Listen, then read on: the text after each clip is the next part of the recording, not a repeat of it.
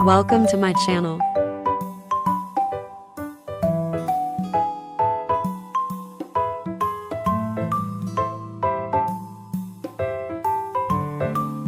البشرة دهنية وتعانين من اللمعان والحبوب.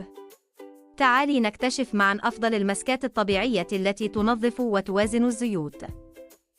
في هذا الفيديو ستتعرفين على أفضل المسكات الطبيعية للبشرة دهنية المجربة التي تنقي البشرة وتوازن الزيوت وتبقيها صافية ومشرقة بشكل طبيعي. مسكات آمنة وسهلة التحضير في المنزل، استعمليها مرتين في الأسبوع وراقبي النتيجة بنفسك.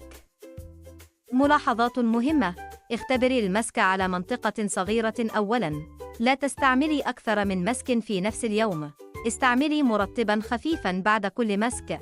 إذا وجدت حبوب كثيرة أو حساسية، فاستشيري طبيب الجلدية.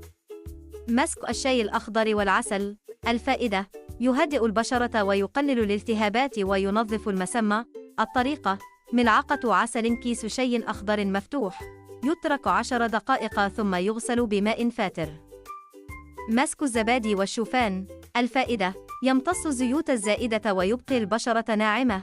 الطريقة: ملعقة زبادي ملعقة شوفان مطحون، يترك 15 دقيقة ثم يغسل بماء بارد. مسك الطماطم والعسل. الفائدة: ينظف المسام ويقلل الحبوب. الطريقة: ملعقة عصير طماطم نصف ملعقة عسل، يترك 10-12 دقيقة ثم يغسل بماء فاتر. مسك النشاء وماء الورد. الفائدة: يفتح البشرة ويقلل الزيوت الزائدة. الطريقة: ملعقة نشاء ملعقة ماء ورد، يترك 10 دقائق ثم يغسل بلطف. مسك الألوفيرا وماء الورد. الفائدة: يهدئ البشرة ويقلل الالتهابات والزيوت.